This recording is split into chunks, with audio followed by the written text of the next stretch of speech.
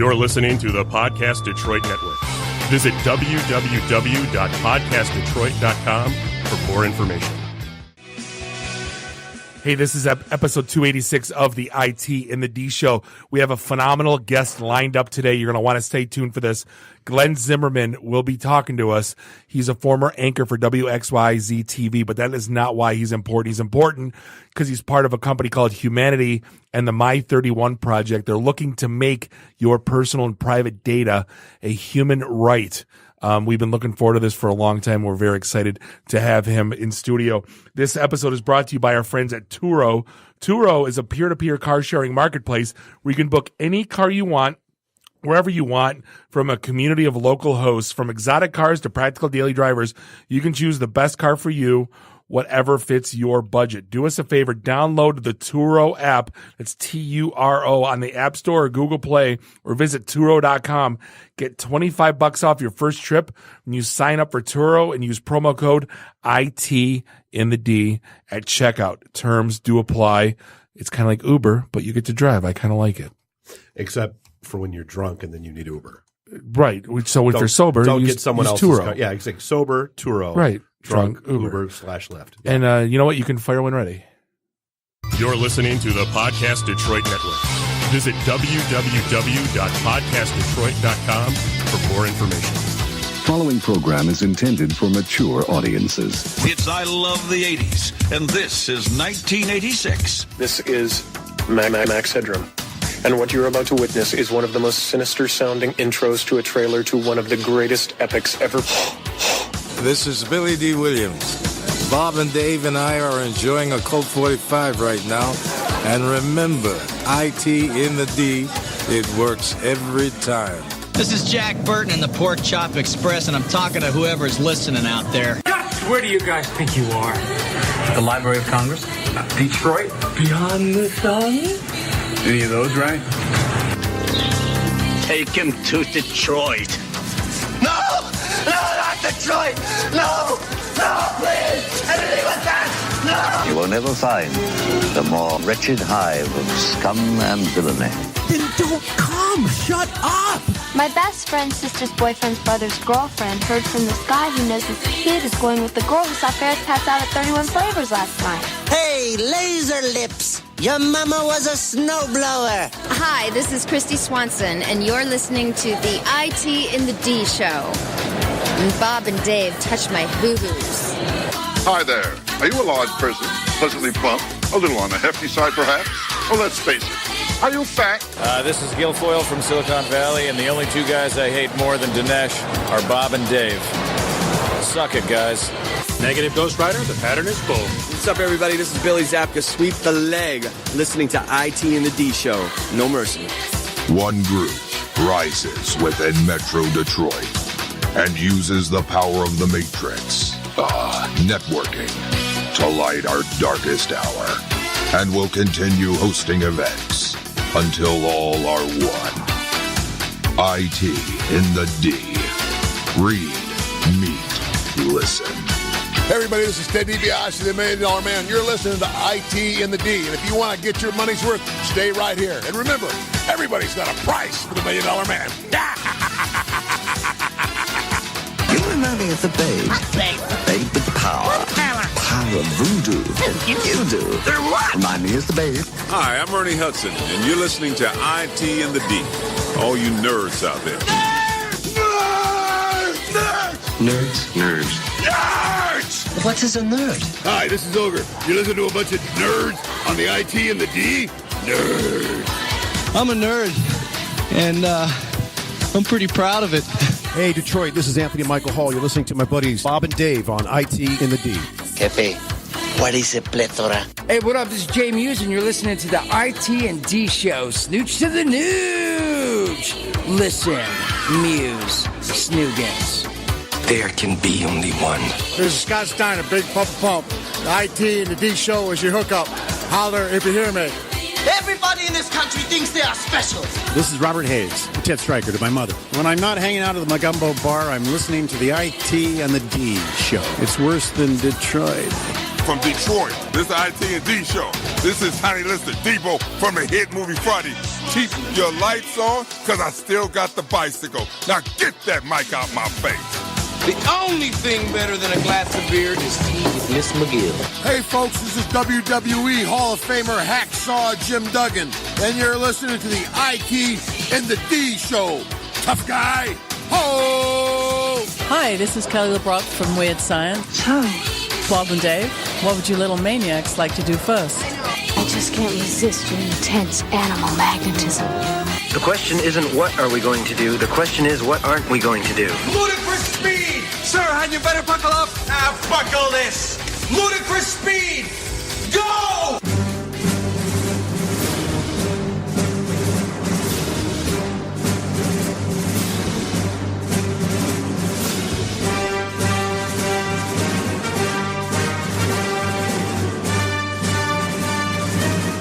Welcome back. Thanks for clicking play. This is the one and only IT in the D Show. We are broadcasting live here on Monday night in Studio One in Podcast Detroit in beautiful Royal Oak, Michigan. This Bob, the sales guy, hanging out with Dave, the geek. Nuri, the FNG, is in the house, as is Randy. I do the Twitters. Find us online. I feel like you need a longer pause there just to make your point. I'm trying. It's awkward after a little bit. Find us online, itandthed.com. Do us a favor, give us a like on the socials, and subscribe to us everywhere fine podcasts are sold. All right. So, dude, why is there something all the time now? We're in that time of year, and like we're going to be dead by June. I feel like I say that all the time. It's the most wonderful time. You have no one to blame but yourself, though. I know, but so no, we get to go to cons and we get to sit there and watch Dave sit on his phone for 4 hours straight. Set a record. It's inhumane. I've never seen anyone do it in my life. Head down, phone. 3.5 solid hours. The eye daggers right now going back and forth are intense. Oh yeah, he knows. Well, you know what? I deleted one of the games. I'm all done with Westworld because the idiots got sued because their game is a direct ripoff of some other game that Bethesda did because they literally just took the entire code base and copied it and put it out there for Westworld. And so the game is getting pulled as of April. So all the time I have invested in that game is truly wasted time. Good. It was wasted time to begin with. It was not. Yes, it was. It was valuable problem solving. No, you know what the worst part? Like when my father, when I was a kid and I'd play Defender or Asteroids or whatever, and he'd always, every time, never fail, did you win? And I'm like, yes, Dad, I'm the big winner. Did you see that meme today that was floating around? Because I friggin' loved it. It was me in 1988. You know, my dad's so stupid. He calls everything by the wrong name. He's just a moron. Why doesn't he know anything? Me today, I love walking into the toy room and calling my kids Minecraft computer Legos because it drives them batshit crazy, and that's worth it just every time. We have become our parents. But no, so here's what's coming up. We got free podcast day this Saturday already. I don't know how that happened again so quickly, but it is. We got Shot of History doing their live third, I think, anniversary party down at Old Shillelagh also on Saturday. So I think that goes from either noon or 2 o'clock to 6. I can't remember off the top of my head. But that's always a good time. Mikey will be there. I'm sure there'll be shenanigans because, well, it's Old Shillelagh. It's up on the second floor, and it's Old Shillelagh. So there's always drinking. And then our Ann Arbor event's coming up after that. Yeah, Tuesday the 5th of March. It's on Fat Tuesday? I'm so not going to be there. We will not be going to that event. Yeah, Tuesday, March 5th at Haymaker Public House. Where there's no hay and there's no makers. There's no makers. I'm sure there's Maker's Mark. Maker's Mark, yeah. Maybe that's why. And then I think it's the 13th.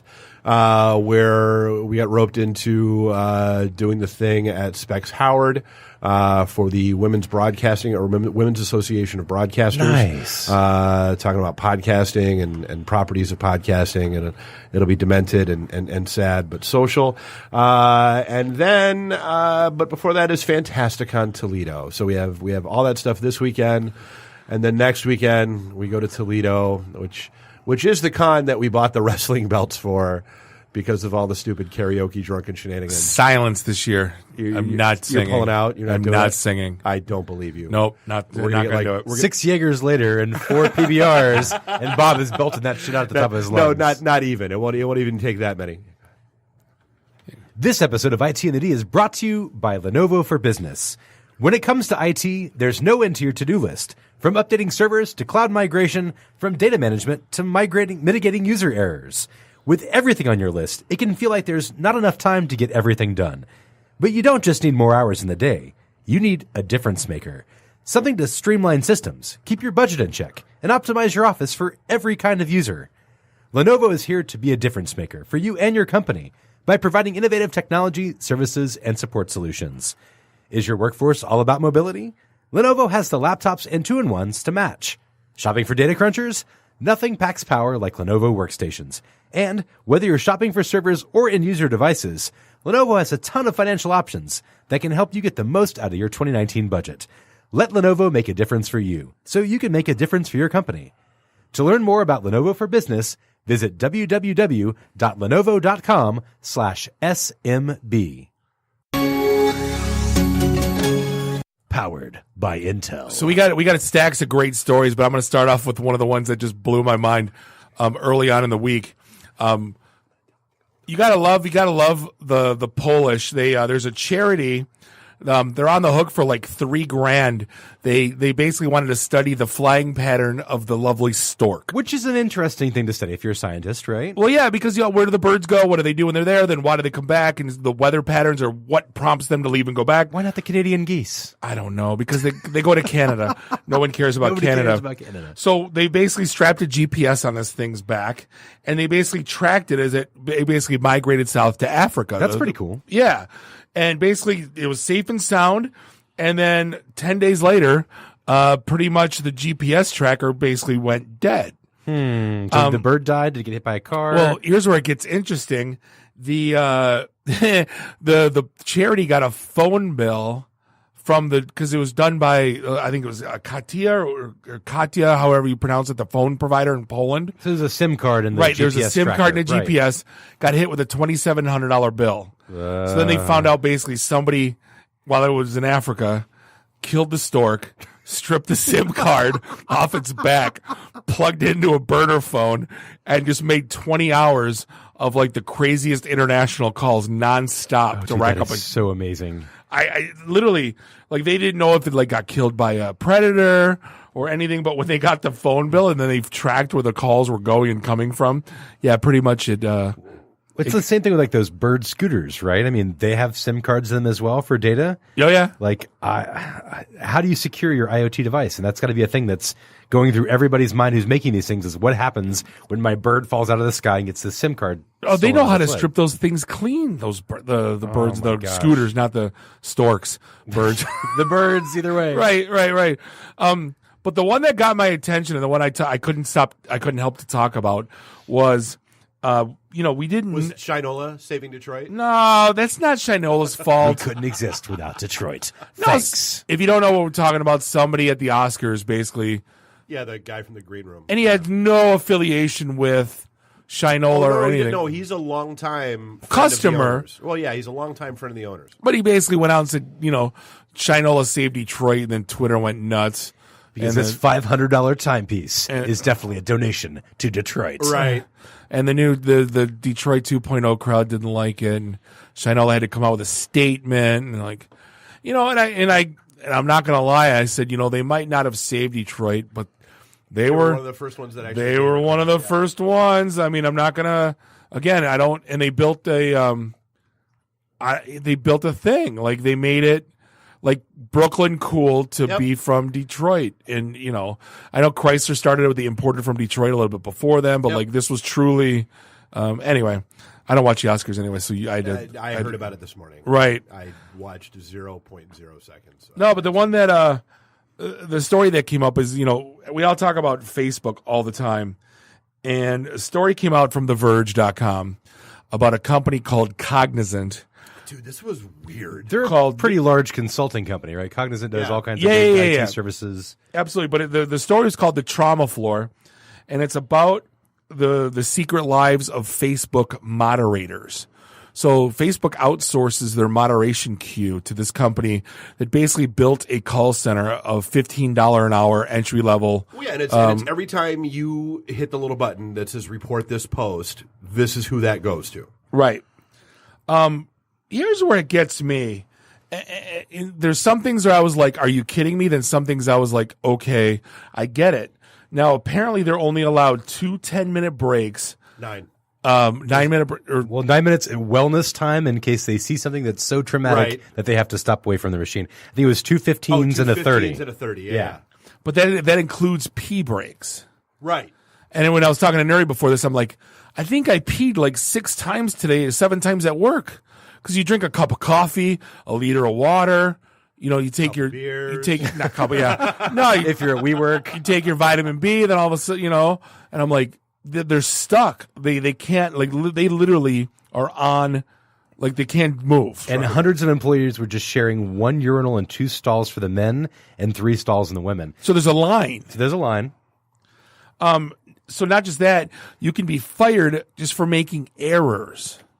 Which I don't even, like, they tried to say what an error was, but I didn't really get it. Let me go back to the bathroom real quick, though. Like, this is not something that's specific to Cognizant and Facebook. This is the call center industry, Bob. This is what I do for a living. Right. Is that which I can't comprehend. When people come back late from their 15-minute break, they're dinged on their schedule adherence or compliance, right? So, like, it is mechanized. Factories are the same way. Dude, Amazon's warehouses, I think, are probably the same way, we've right? talked about that a bunch of times. Yeah. It's basically like you're a robot in a factory, more or less, even though you're in a call center or But apparently, like, this place, like, they're sharing, like, the most racist and sexist and dirty videos and images. The employees, like, they're dealing with, like, they're watching videos of people getting stabbed to death. They're watching drone bombing videos. They're watching all this shit that's getting uploaded, have to determine if it's appropriate or not.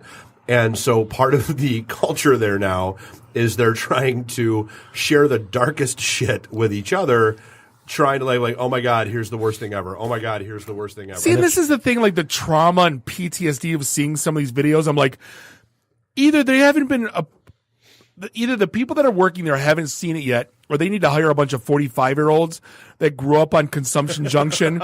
And I mean, Rotten.com. I was raised on 2 Girls, 1 Cup. And you mean to tell me that anything else on the internet is going to traumatize me? Dude, well, for what it's worth, though, I mean, like, I remember watching the very first beheading video that came out. Dude, we grew up on Faces of Death at Blockbuster. Yeah, but we all know, and it came out later, most of that was fake. But it didn't matter. At the time, you thought it was real. Yeah, but like that, and like that changed me a little bit. Like I've refused to watch or click or look at anything like that ever again. Oh, I can't watch that them. That was viscerally disturbing. So I mean, I get it, and watching that for an 8-hour shift, day in and day out, over and over and over again.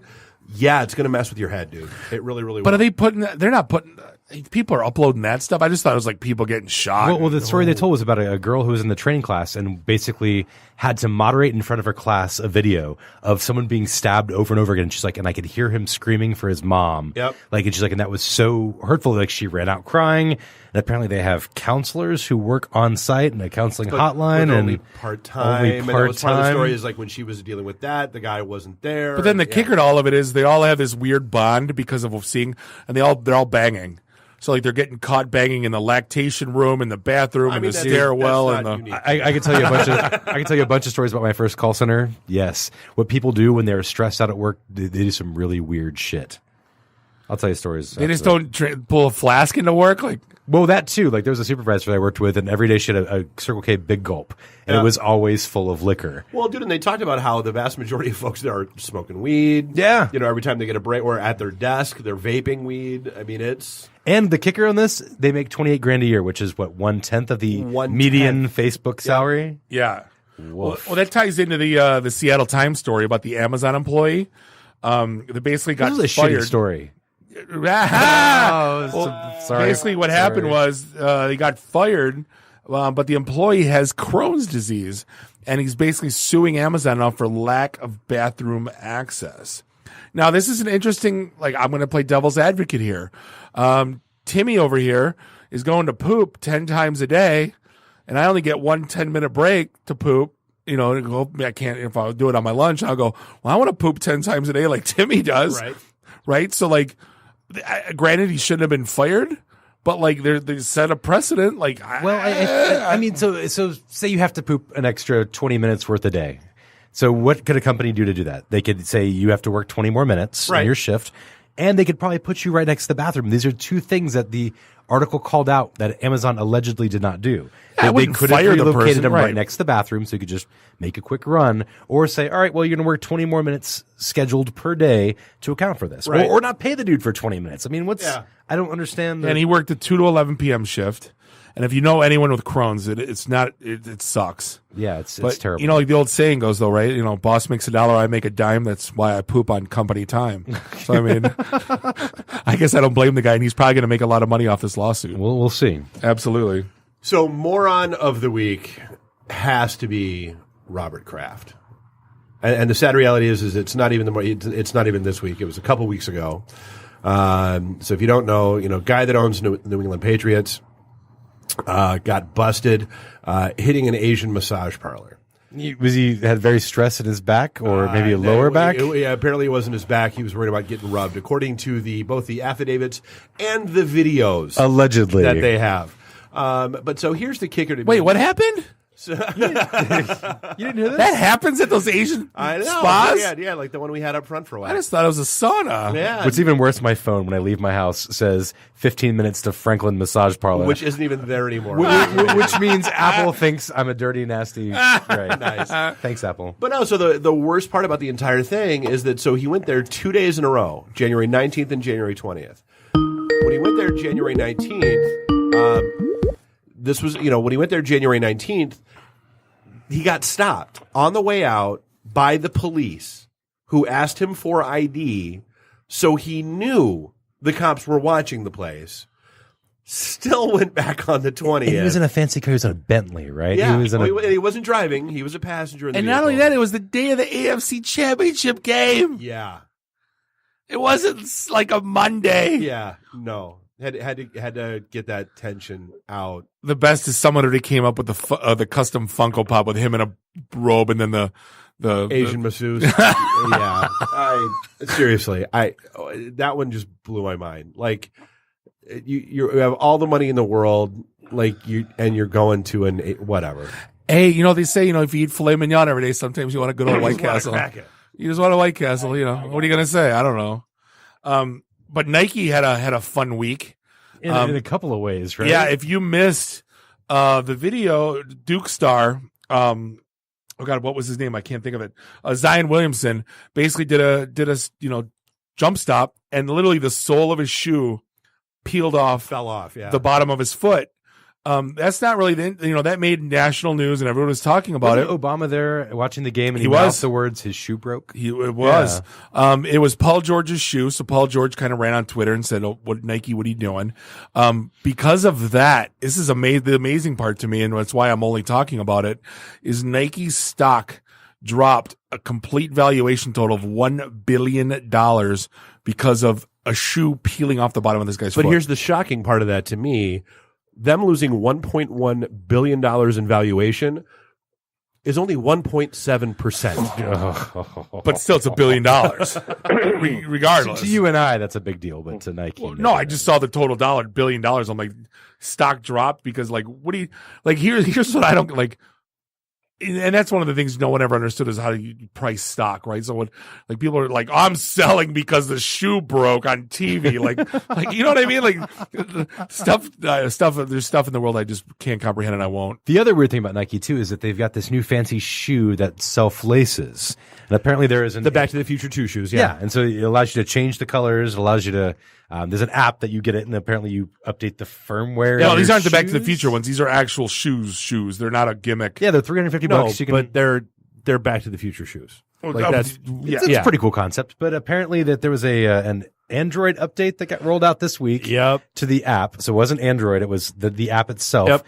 Which is now bricking people's shoes. So does that mean you can't use them as a shoe anymore? You have to tie them yourself, I think. Well, there are no laces visible. So let me ask a question. So you got a button that ties your shoes. What the hell are they going to upgrade the firmware for? We're going to introduce a double knot. Like what? Like But there's also LED control and there's some other things in it as well. One person on Twitter wrote, the first software update for the shoe threw an error while updating bricking the right shoe. The app will only sync with the left shoe and then it fails every time. This is like, what kind of world are we living in where you're... And Randy submitted the story of all ages that the president of Nintendo retired, and we're like, so what? What are you setting the story for? Well, the guy's last name was Bowser, which I thought the new guy's name is the new Bowser, guy. yeah. So Bowser has taken over. It's on his resume. Like, you're on top of the list. You're made for us. Hey, are we gonna? Looks like we got our guest on the line. We're gonna take a we'll take a quick break and then come back with him. Quick break. We're gonna come back. Glenn Zimmerman from Hu-Manity and the My 31 Project. This is the IT and the D Show, and we'll be right back. IT in the D. Read, meet, listen.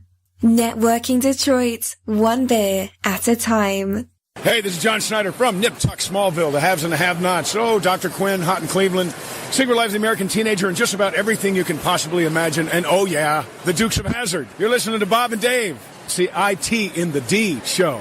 ITinthed.com. Hey, welcome back. This is segment 2, episode 286 of the one and only IT in the D Show, broadcasting live here on Monday night, Studio One in Podcast Detroit, beautiful Royal Oak, Michigan. Bob, the sales guy, Dave, the geek, Nuri, the FNG, Randy, I do the Twitters.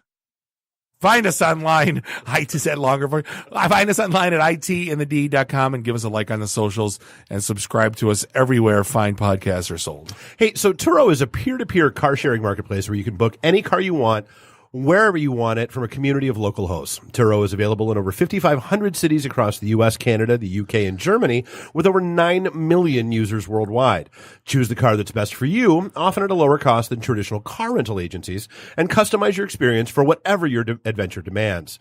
Turo has over 850 unique makes and models available, including Tesla, Porsche, Mercedes-Benz, BMW, Ferrari, Subaru, Toyota, and more. I feel like they're kind of lower. I'm just go with the Tesla, Porsche, Mercedes, BMW, but hey, the good stuff. Whatever you need.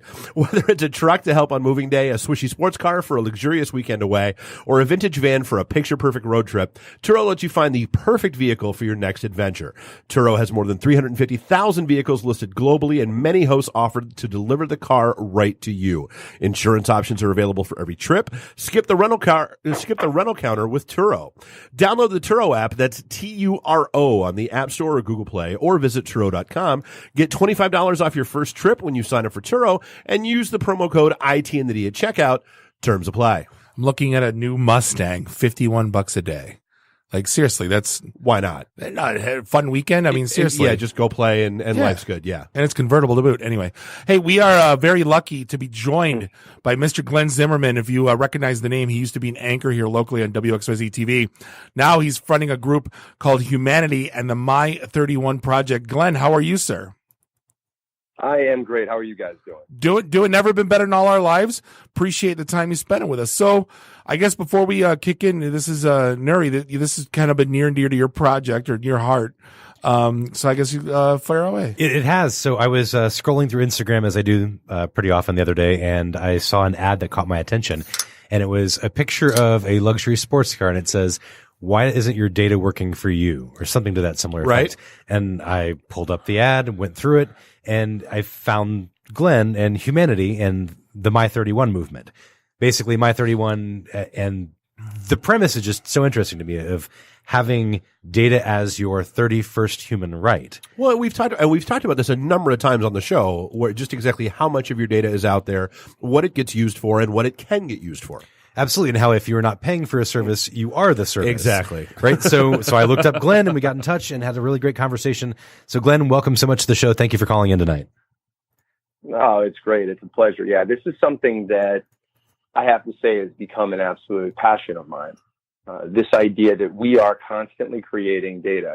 And when people talk about data in this day and age, the first thoughts that come to mind are Facebook and Google, some of the big tech companies. But, the part that I think is the most interesting is some of the stuff that you don't think about. For example, every time you go to a doctor and the doctor prescribes you some sort of a drug, or you have some lab work that's done, or let's say there's an MRI or there's a procedure, all of those little data marks get put on your electronic health record. And then the software companies that run the EHRs de-identify your data. They take out 18 different identifiers, like your name, your social security number, stuff like that. They do that in order to be compliant with HIPAA, which is the privacy regulations in the United States around healthcare. And at that point, it's fair game, apparently. They can sell your data, and we're talking to the tune of $67 billion annually is an estimate that we came up with based upon our research. $67 billion. Yeah. And this is data that I don't have a choice of what happens to it, right? So I pay the doctor, I pay for my lab work, I pay for my drugs, all that stuff goes into an EMR, and then they're making more money on top of my data. Wait, Glenn, let me ask you this. Where's the worth on that data if all of the, I guess, all the decent parts are stripped out, right? What's left? Why is that worth money? Oh, it's not the decent parts. So, just to kind of explain that briefly, the reason that stuff is stripped out is allegedly to maintain your privacy. So they can't ever determine the real human being. Now, we all know, especially in this age of quantum computing that's coming on, but even in the here and now with artificial intelligence, it's already very clear that people can be re-identified from those data points. It's very clear. So the notion of this idea of privacy in the data world is kind of mythical, right? I think it's something that we tell ourselves so that we can sleep well at night. But what it really comes down to is that there's this like underbelly of data that is being sold. And the reason it's valuable is because your human body creates all sorts of interesting little anomalies. Each one is different. Think about like your mother, your father, your grandparents, your sisters, your brothers, your kids. All of us are different, and we're creating constant different data points. Once those data points are collected in aggregate, they make for tremendous research, right? So this is a research study in progress, and this is also marketing in progress. Those are the two main purposes for this data. So part of you are thinking, okay, well, it's research. That's the common good. I can go down with that. I can support, cancer research or something of that nature. But the problem is that it's not simply for the common good. This is amount of money that's being generated from all of this as in the hands of data aggregators, data sellers, and data brokers. Like these are the people, these are the companies that you have no idea about, but many of them are multi-billion-dollar companies. And that really is the point here. You can look at this as data in aggregate, right? Whether or not you're talking about healthcare data, you're talking about consumer spending habits, browser history, social media, even the energy consumption of your home or your geolocation information. Like these are all data points that are being tracked and monetized off of you. And talking about healthcare, this is one of many different data points that your body is creating. So why don't you have control of how it's used? And if it is, in fact, generating massive amounts of money for a third party, why don't you have a seat at that table? Sure. And that is what the My 31 movement is all about. The idea is that 1948, the United Nations declared that there were 30 human rights. So we all have 30 human rights. Stuff like, you're allowed, you're supposed to have some sort of shelter, that you're immune to torture, like things that we have learned from history. These are bad things, and we should not repeat them. But in 1948, they could not possibly have looked into the future and looked at what a digital economy would look like. And that's what we're experiencing right now. So as a result, we believe that this is such an important point because data really is the currency of the future. And I'm happy to go down that road with you guys. And in talking to Nuria, it sounds like you guys dig it too. How data starts really fueling machine learning and artificial intelligence and what that world really does look like in the not so far future. But if data really is the currency of the future, then, and the data is coming from us, why don't we own it legally as our property? And we believe that should be the 31st human right. And that's the whole notion of the My 31 movement. No time is better than now, because if you talk to any technology company today, they're all touting that data is the fourth industrial revolution. Like this is, when you're talking about data as being currency, we don't even know where this is all going yet. And then time to grab it now, I guess, is what I'm trying to say. And the market is what, $200 billion a year just in the exchange of data. Like this is not a small thing, right? And it was funny. No. I was looking at the news today and I saw that the governor of California is proposing that data, that people basically are shareholders of their data, which is not what you're proposing. You're proposing going a step further, right? Why does the My 31 movement say data as property is such an important thing? Yeah, what the governor was saying is basically that there should be a data dividend, that it's the equivalent of like your data is being capitalized on, so you deserve to get a cut. We believe that it should be more than that. I think that the big question that a lot of maybe I should just kind of explain this for a quick second. This world of data gets very complicated because it all gets mixed together. The notion of data privacy, security, access, all of these things get blended together into the same conversation. And really they're different. They mean different things, and they're all very important, right? I want to make sure that nobody takes my stuff without me saying it's okay, right? That's privacy. I think that is important, and everybody's focused on it. But what the part that no one really is willing to go to because of corporations are being, frankly, afraid to go here because what it means is no one's defining who owns it. And that, to me, is the most critical of all of these discussions. Because as we're talking in a world right now, and you just mentioned it, $200 billion in aggregate globally around data, but this is growing exponentially. I mean, think about this. I imagine many of your listeners have either a Google Home or an Amazon Alexa, right, or an Echo. So when you talk to Alexa, here's the question I like to ask. When you talk to Alexa, in order for Alexa to react when you say her name, what does it have to be doing? Always listening all the time. We've talked about that a million times. Like listening all the time. Yeah, if it's not always recording, how does it know? Yeah. And so where is all the data going? And this is just one example. You look at like the genome work that's being done. 23andMe back last year in June, I believe it was, sells $300 million worth of genetic material that they've collected to GlaxoSmithKline for a big genetic research study. That's another place where data is being aggregated in a place. You spit in a cup. You think, okay, I'm going to get my whole background history of my family and stuff, but you're not thinking to yourself, I'm just empowering this company to make millions of dollars. Well, not only that, So but I mean, that's actually one. Looking at I'm sorry. That's not only that. That's actually one of the stories we didn't get to in the first segment. Was that there was a place, I think it's Santa Monica, California, where a 45-year-old cold case just got solved by a DNA hit through 23andMe. A murder, like a 45-year-old murder. So I mean, the data's out there, and people are using it in ways you don't think they are. That's the point. Actually, even a more recent case than that, I believe it's called Family Tree is the name of the other company. It's a different company that's in the same ilk as 23andMe, and they just actually openly sold data to the FBI. Now, again, you might say that's for the common good, that's for security, whatever it is, whatever side of that you're on. I believe I want to have the personal decision to decide what side of it my data should go on. Yep. And that's the whole point. So back to this whole idea of ownership, that's why it's important. If we don't own it, and this world is expanding exponentially, and that's the point that I'm making. Right now, we're at $200 billion. I mean, in 10 years, there's exponential growth. 10 years from that, I mean, you see these science fiction movies where the worlds exist all within some sort of virtual or simulated environment.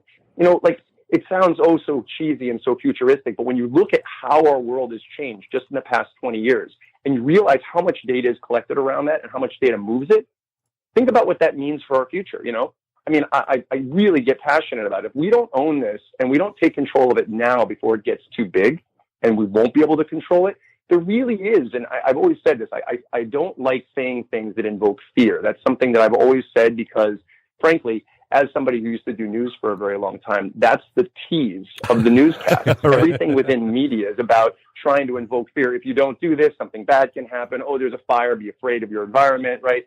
All of it is about fear. If you don't watch, you can be in trouble. The bad things can happen to you. Something in your fridge will kill you. Find out why at 11. Yeah. What was that?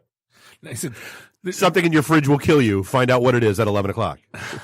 At 11 o'clock, exactly, right? Like I don't like saying things motivated by fear, but the truth is, I really am scared. I mean, if we don't own it, we're already seeing this massive divide between rich and poor. I mentioned this to Nuri. Oxfam just put out a number the other day. I believe it was if you take the 26 richest people in the world and combine their net income, it would be the equivalent of the poorest 50% of the world. So 26 people equal 50% of the world. Like when you're looking at these divides and you're looking at controls and stuff, if we don't own what actually comes from our bodies, I really do think we're putting ourselves in a very vulnerable position. Whether or not you want to monetize your data or not, totally up to you. Some people are like, yeah, monetize it. Other people are like, well, it's not really worth that much right now, but maybe in the future. For me, it's about control. Controlling it's me. It's literally the digital version of me.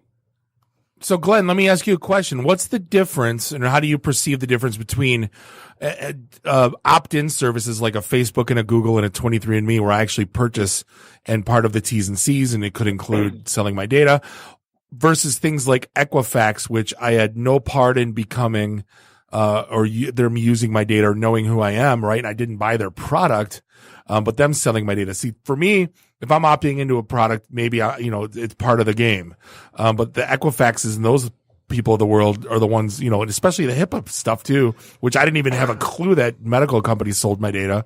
How do you perceive the difference between the two? Yeah, I'll answer in a quick second, but just so you know, most doctors don't even realize that this is happening behind the scenes. Like most doctors, when we talk to them, they're like, what happens? So this is not like, this shouldn't, change your relationship with your doc. This goes much further down the chain. But to answer the question, there is a clear difference. In some places, you're getting an exchange of service.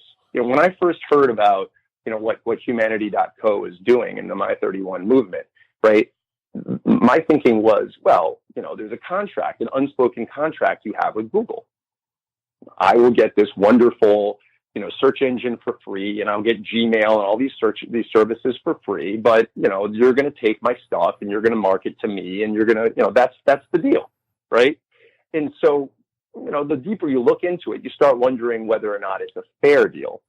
That's a different story. And as data becomes more and more valuable, and as the uses of data become more diverse, you might want to have control of where that data is going.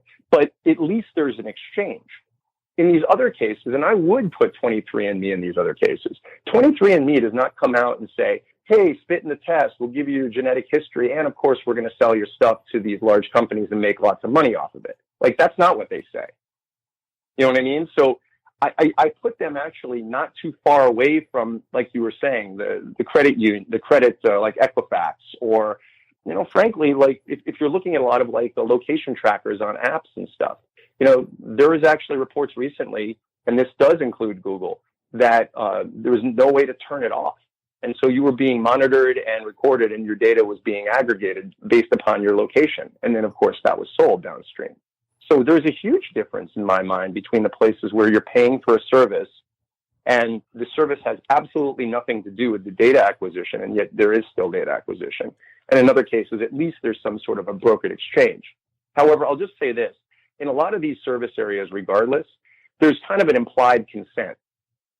Some of these terms and conditions that we're given right now, no one reads those. And the companies that put them out, they're banking on that. Biggest lie on the internet. So it's absolutely true. So I do think that we're going to see a shift, and we're already starting to see a shift as more and more people are starting to recognize what's happening right now is wrong.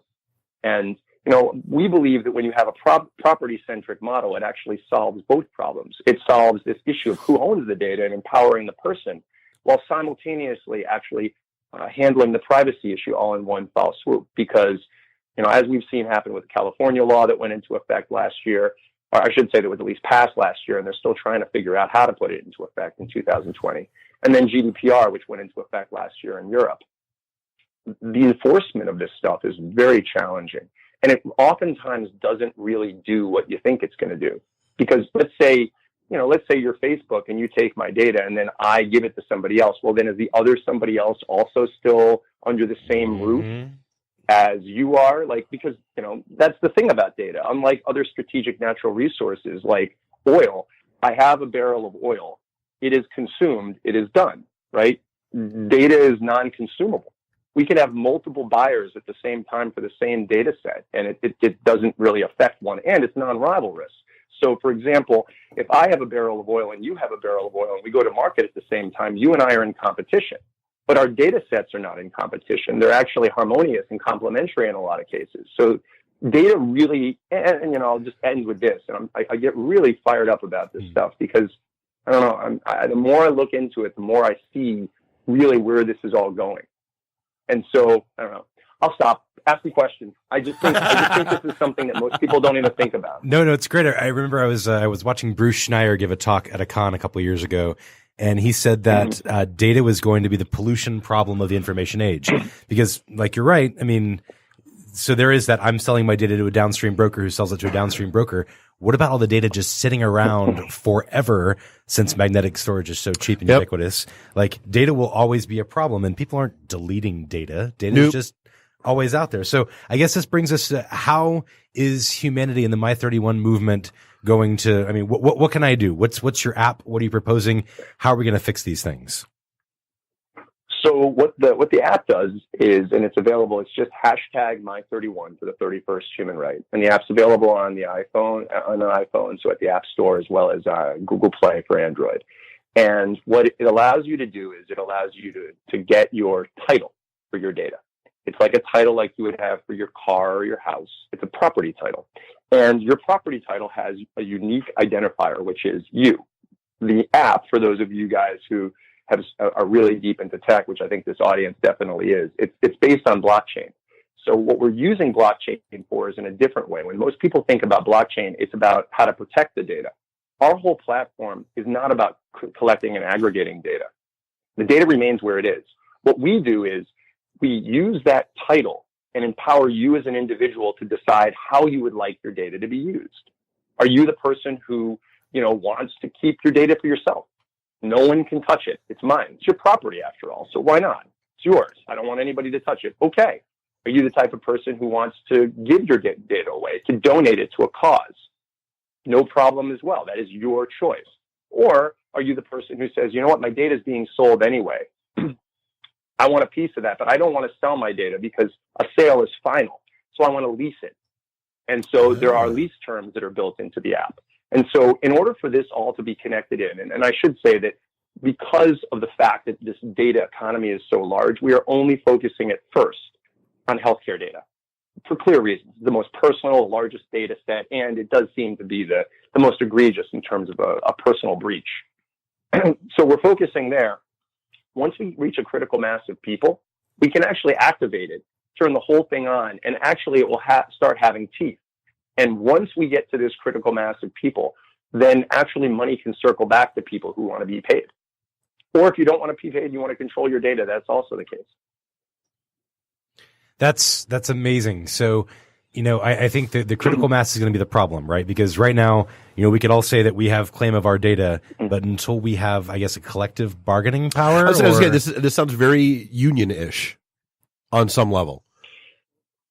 It's actually, the term internally that we've been talking about, it's a collective renegotiation. Yep. Everybody, the terms already exist externally, right? Everyone says you've signed these forms. Well, look at what happened with GDPR. When GDPR went into effect, all those terms, went away because it wasn't okay anymore. Right. What we're saying is you get to a certain number of people and everybody's going to have to start paying attention. In addition to that, that's kind of like the decentralized nature of blockchain. Using the trust and transparency of blockchain, you can build through that trust kind of like a central authority, a decentralized authority. And unlike other uses of blockchain, we're actually solving a bigger question, not a what question of like this being a cryptocurrency, right? We're solving a bigger question of a how. How do we as a society believe data rights should be accomplished?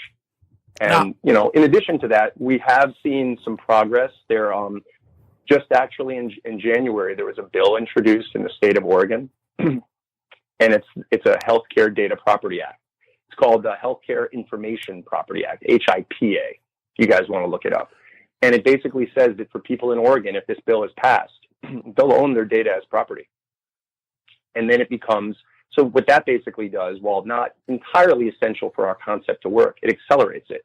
It creates more of a need and a necessity for some sort of a solution to go into place. And our solution, while there are other players in this market around how to aggregate data and for people to control their data, ours, at least in my opinion, it's the smoothest and simplest, and it creates the least amount of friction to a data economy. Because we don't want to stop the flow of data. Data is important, right? It's very important. We just believe that people should have a say. So with regards to this being referred to as the 31st human right, are you actually petitioning the UN to amend the UDHR? We actually have had audience. We've been invited to 2 different UN Internet type of environments. There was an Internet Governance Forum last November that we were asked to come to. We actually couldn't attend because of timing on it, but there was an event on December 10th of this past year in California, and it was the 70th anniversary of the UN Declaration of Human Rights, and we were there and we talked to them. So yes, we have actually spoken on that level. So that's the whole idea of a movement, right? Like you want the movement to gain public support. And to put this into context for everybody, really everything starts coming together when we hit 100,000 users. And then when we hit about 1 million users, that's when, I think eyeballs are going to start like opening up and going, wow, this is a real thing. And it's not really that hard when you think about it. I mean, this isn't going to cost anybody anything. They're not giving up anything. All they're doing is they're getting more control and more power. So, and if on your end, you're like, okay, you know what? I want to wait in the wings. I don't want to go too deep into it. Maybe I'll just sign up. I won't go and set my permissions. Okay. We'll build trust with you there. We just turned on our marketing about 3 weeks ago. We're just shy of 10,000 people right now, and we're rapidly growing. And so all of these legislative efforts, I think, are going to just add to what we're already seeing happening around the movement. And let's face it, the world is smiling on where we're at. I mean, this is the right place to be right now. Yeah, I saw an IBM commercial. Was it just last night during the Oscars where they mentioned data as a human right and a whole blurb full of other things. And I'm like, oh, wow. If IBM's signing on to these ideas and publicizing these groups, this is just such a good thing. But I want to touch on one thing you said, Glenn. You said it doesn't cost people anything. And one thing we always say around the show is if you're not paying for a service, you are the service. And True. I know you're a public company, right? You're not a nonprofit. So how are you planning to monetize this in the future? I will absolutely answer that. I just want to say something. IBM is our partner, by the way. Oh, wow. We have an agreement with a collaborative agreement with IBM, and our blockchain is IBM blockchain. So as far as we're concerned, that language was taken directly from our communication with them. And, we fully support what you mentioned in the Oscars. In fact, if you go and you look on our social media, we were all over, thanking them for, bringing the My31 movement to the public attention at the Oscars. So anyway, I just wanted to share that. I mean, this has such credibility on many levels. But to answer your question, no, you're absolutely. Everybody should always say, wait a minute, what's going on here? How are you guys going to monetize? How is this going to work out? Are you a nonprofit? So here's a very simple way that this all works. We are based upon this notion of doing good and then doing well. Very simply put, we have to help a lot of people before anything in our business monetizes. And the way that the business would monetize, it doesn't come from the people. That money would immediately come back through the sale of the data. What we'll do is, because this data that we're talking about, once people actually look at it and they're like, you know what, I do want to support cancer research. I'm totally fine if it's a nonprofit doing the research, but if people are making money off of the sale of my data, I want to make sure that I'm compensated. I don't want to stop the research, even if it's for profit. I want to make sure that I'm there, but I don't want to be left out. What that basically does is it creates, a much more open and transparent relationship between the patient and the researcher. And this is something that researchers really, really want right now, because the data is not very good that they're getting. You can imagine the 18 data points removed. There's no way of communicating back. All sorts of human error takes place in data. Our CEO and founder, Richie Atwaro, he mentions this a lot, and I think it's a great analogy. The data they're using is like the equivalent of like data found in a brown paper bag that fell off the back of a truck. It's not great data. And so by creating this loop, by connecting the patient with these researchers, it's going to actually improve the quality of research. It's going to create better drugs faster. And not only drugs, I should say, any sort of devices. So we believe that there's a huge ameliorative effect. This will affect the entire ecosystem.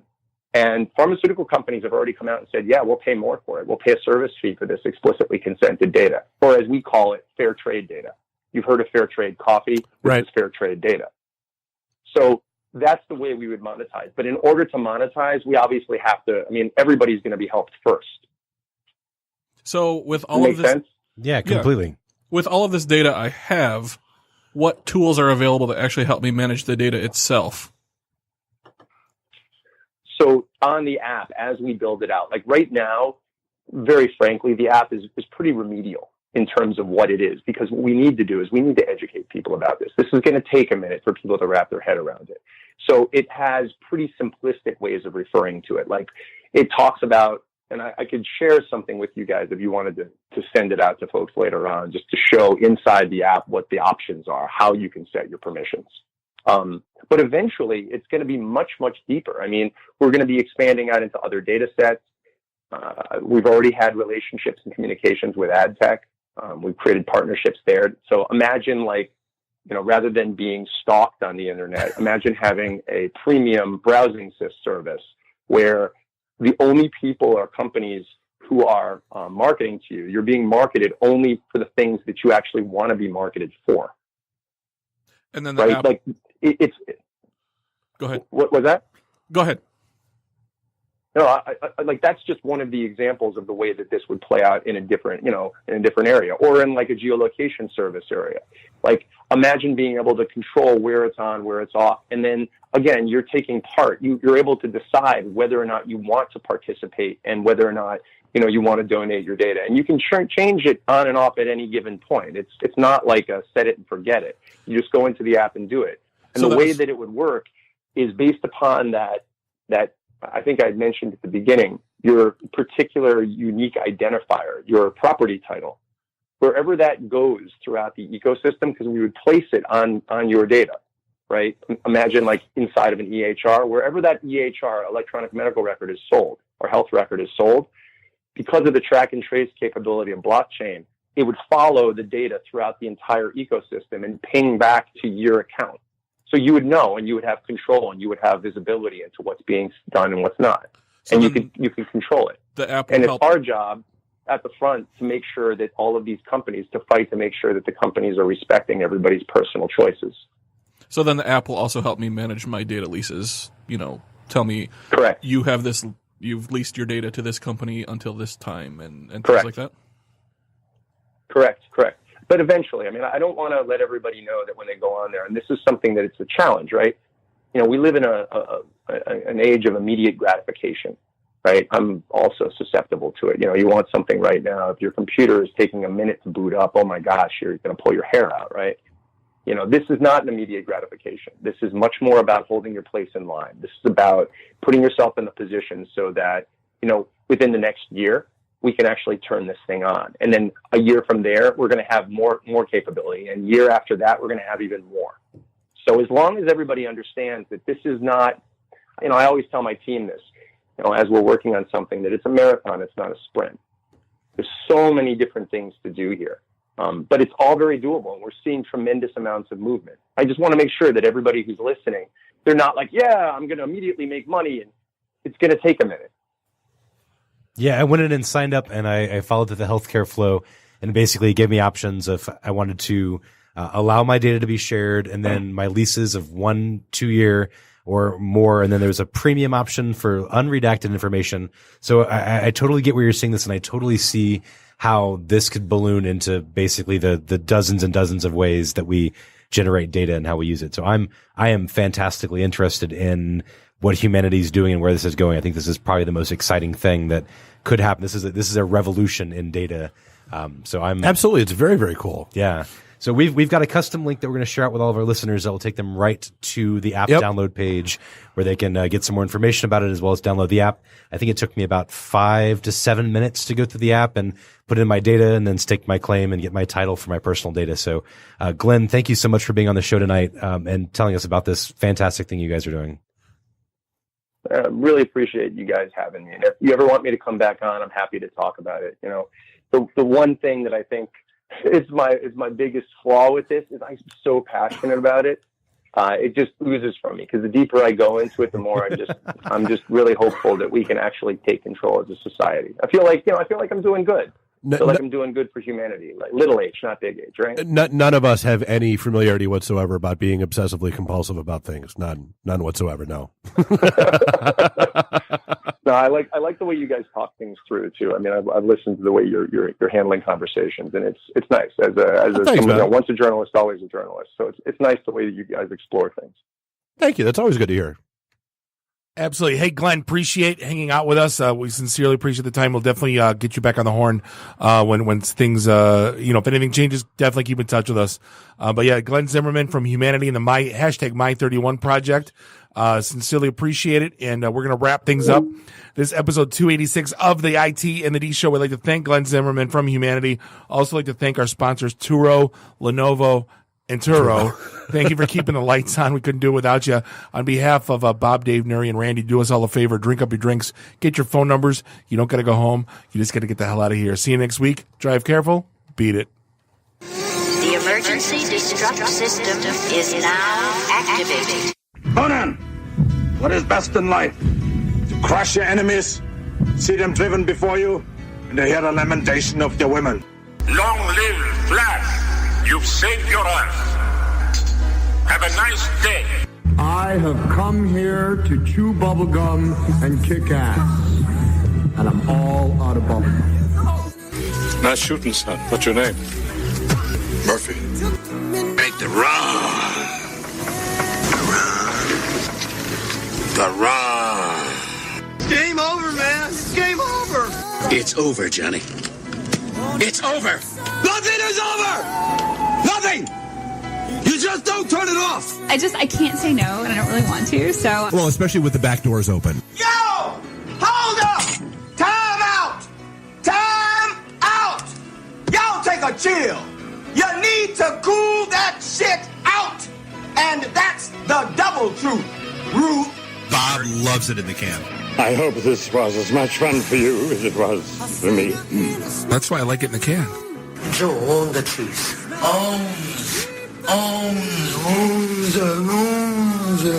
Fear me. My job is to make sure this program is morally upright and cultural and wholesome. Shut up, Mimsy! Shut up, Mimsy! Shut up, Mimsy! Why would, Buick put their cars next to, the Bentleys? Why? That's not marketing. The alphabet. It's brilliant. Yeah, I can't take that position. That analogy sucks because it's right. Because you're getting your 8-track tuned up. Are we at a break yet?